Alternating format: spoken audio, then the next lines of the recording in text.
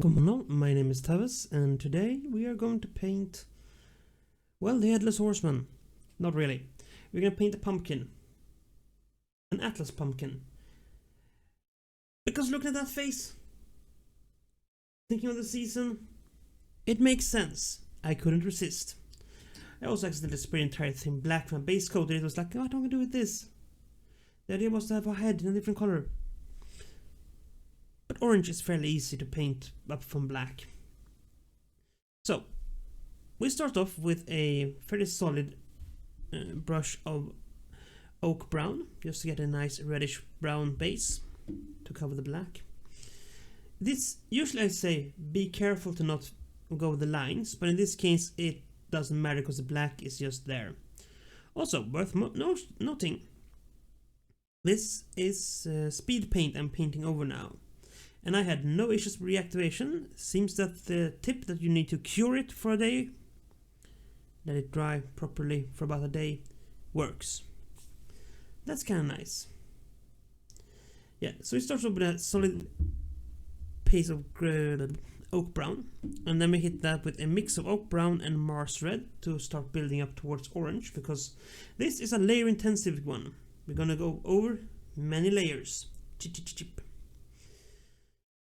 Now, here you got to sort of be a little bit more careful, because you want the brown at the base of the skull to still be visible in the lines between the panels of the head.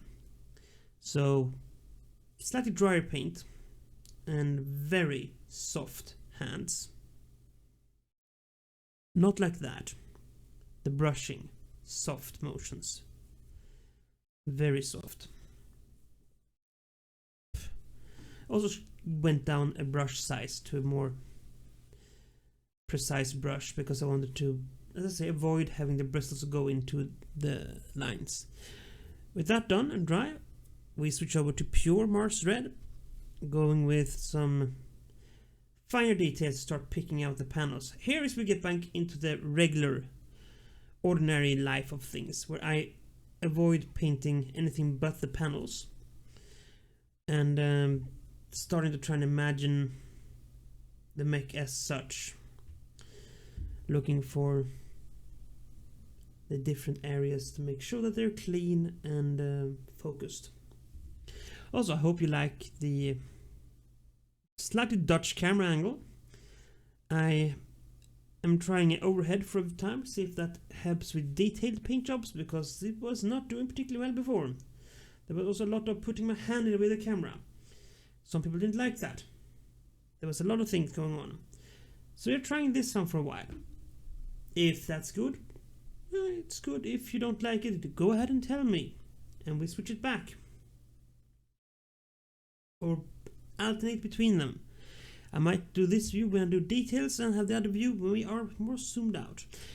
I don't know. Anyway, the core idea here is very diluted paint, thin layers, and a lot of them. Because you want to start building up paint. You don't want to slather all one thick layer. You want shifts in it, dimension in it. Give it a bit of specularity. Although there are none. There shouldn't be one because there's metal under. But you know, you get the idea. It's supposed to look like this actually. So it's slightly living. That gives you a shift. Also, if you noticed my hands are red, don't worry, it is not a rash, it's not an accident, it is wood stain. Because I have the great luck of doing a job where I sometimes get wood stain all over my hands. Someone had left a bottle of red wood stain and not cleaned it afterwards, and I took the bottle and yeah, I'm red now. It's okay though, no worries, it will fade. But yeah, going up the amount of oranges, we are now on lava orange. Again, mixing it with some Mars red to make a good, I would say overpass. That would be great. The great lava orange Mars red overpass. Actually doesn't sound entirely implausible, but I was Oh dear, sometimes my brain just decides to go places. What I was saying is the fade between them. The passing from one color to the next by mixing them. Again, thin layers, making sure that we build up and try to keep a decently solid look. But yeah, Mars Red and Lava Orange is the mix here. Thin layers, make sure that we keep this brown, which is the core, because we don't want a cartoon pumpkin. You can do that if you want to. It is a very valid look, but it's not really what I'm going for here. The idea is to actually paint the rest of the mech later on too, but for now, full focus is on the head. And I want it to look slightly, it's probably wrong to say realistic, but realistic-er, more realistic, if that's a thing, for a 12 to 14 meter tall battle mech. But you get the idea. Now, I am switching over to full on Lava Orange now, and making sure that we have a good solid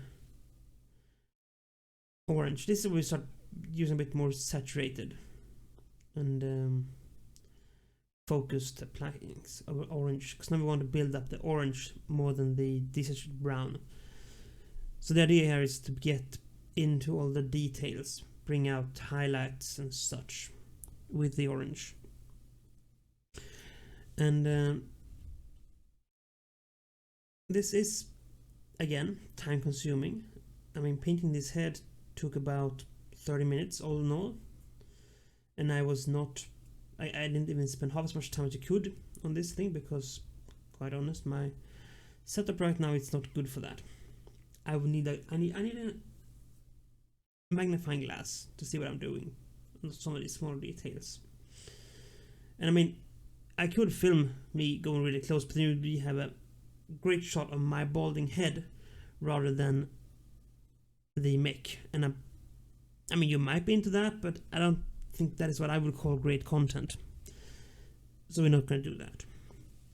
But with that said, it is still fun. Now, I'm not entirely sure I go with the rest of the mech. One idea is just to dry brush it. Another idea, I might actually paint it like stone, or I don't know actually. I don't really know what I'm gonna do with this thing. The head just came to me as an idea. But as you can see now, we are now at this sort of classic basketball slash football, leather football stage. And you could actually stop here and just keep this a more organic, slightly less showboat pumpkin, or a gourd, or some other slightly orangey vegetable. Is a pumpkin actually a vegetable? Is it a fruit? I don't know. Do you know? If you know, post in the comments. I have no idea. And a tomato is a fruit. I'm not entirely sure tomato and a gourd are related, but melon is a fruit, so pumpkin should probably be a fruit too. Is melon a fruit? I don't know. Banana is a herb anyway. Or so I heard. Anyway, that is the way it is. No matter what it is now on the top of an atlas. And I would personally think that would be kind of scary actually. You turn around a corner, you look up and realize that you're looking into a AC-10. You continue to look up, and above you looms a gigantic pumpkin head. And that would scare me. Now we're on to Mythical Orange, which is a nice orange. I like it. It's one of these oranges that does things. And here we go in a little bit more into cartoony land, because now I hit it with a bit more paint, less dilution. Before it was about a 50-50 mix. Now we're perhaps down to a 75 But it's a 60-40 mix, making the paint stick a bit more. You have to be careful though, because at this point it is a bit more sticky, so you have to keep your brush nice and wet to make sure that you don't get lumpy results. But I mean, beyond that, it is actually really nice. Again, we made a transitional layer between the lava orange and the mythical orange, which was really nice. And we are now moving into more modern basketball / traditional pumpkin look.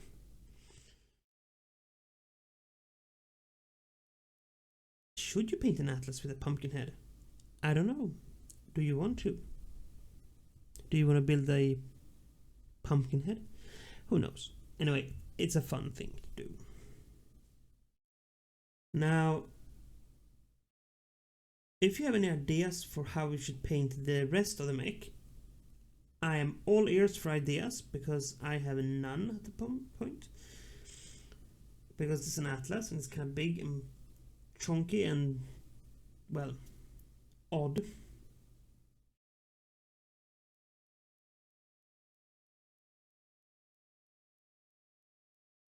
So yeah, I don't know. We're now hitting this with a mythical orange and a touch of fire lizard. Not a lot, just a slightly touch of fire lizard, just to bring a little bit more yellow into it. It's gonna be a very orange at this point. And now this is just hitting the tops of the face and punching up a bit of the other orange, preparing for the layer of fire lizard yellow that will be coming later and work as the highlights. Again, we keep about a 50-50 mix of paint and water to make them, keep them wet and well, moist. What do people have against that word? It's a good word. Now I could make it creepy if I wanted to, but if you just say moist, it's just a word. Now I could be like moist. That would be weird. That would be like, oh no, oh no, oh no, weird. I also needed to actually open up this a bit more because it's got a very little paint. I wasn't happy about that. So this one goes on to be the pure layer of yellow, hitting all the weird spots, because there's a lot of weird spots on this one. And you have to be careful, because this is a very tiny area. Now, it's not as bad as trying to paint heads on Warhammer figures, because, oh, I have opinions on that. And people who paint your eyes on your Warhammer miniatures, I love you, but that's flexing. That is not even needed anymore, that's just flexing. That's just like, I do this because I can. It's a bit like people who paint non-metal metal pendants or dog tags on their mummy, like, right, we get it, you can do it. You don't need to, but you can. Good for you. No. I love them though. Mad respect. But yeah, basically try to hit all the edges to bring a bit of a, I shouldn't say a bit more aggression into it, but just giving the eyes something to catch onto in all this orangey brown mess. And we are going to hit this, see a bit later, with some more orange over it to just bring it back down again. Because sometimes when you hit it with these edge highlights, this panel lining, not panel lining, but edge highlighting, and you can overdo it a bit. You can always bring that back by adding some of the other paint back over it to make the blend softer. This is how you blend a lot of other things. You don't always build up, sometimes you have to build back down again. Or if you're doing inks, you kind of have to go that way around. You have to start bright and then go dark and darker, because you can't really brighten those up. But yeah, again, careful maneuvers, soft hands. As you can see, I rest my fingers on my fingers, basically just to steady my hands. That's our two hands are really good. If you don't have two hands, I have seen some really nice mechanical arms that make you do the same. This is one of these guys who worked, maybe still works for Games Workshop. One of their modelers, he had lost his hand, and he had this really nice multi-pose apparatus that you can use to move things around. Really cool. Loved it. It's amazing to see him work. I was fortunate enough to visit GameStay many years ago now and see this guy in action. It was at the start of digital sculpting. So I bring back I think it was lava orange with some Mars red to just hit things over again, making sure that we mix in this yellow into the other thing, because it was a bit aggressive. And yeah, we are sort of rounding up towards the end. The head is mostly complete, and we are going to wrap this video up later on with some nice turntable action. But this is how you paint a nice mech head as a pumpkin. Who doesn't like that? I don't know who doesn't like. Somebody doesn't like that. I'm pretty sure some people are going to dislike this, but I like doing this. I mean, it's fun. Again, at this stage, I'm going to pretty much call it quits.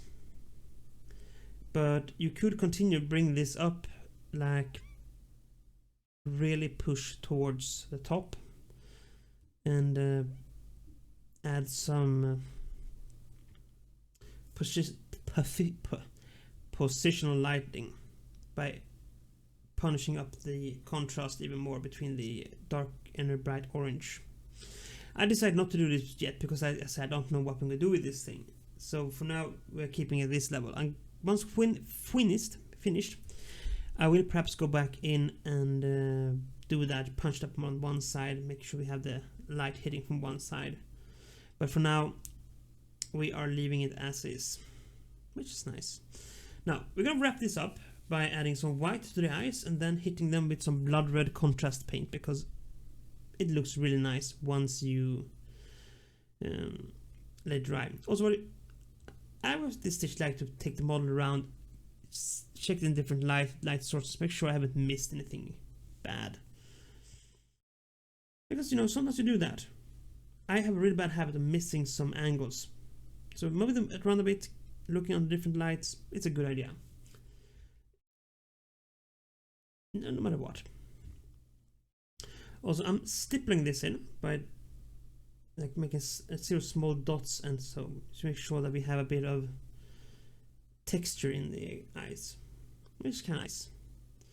So yeah, some blood red onto that, and we're done. Now, coming up, I have no idea what we're going to do actually. I have a Kill Team box coming, hopefully tomorrow, so I'm considering painting one of those. We'll see. Until next time, stay safe, be kind, and do play fair as you watch this turntable turn. Bye.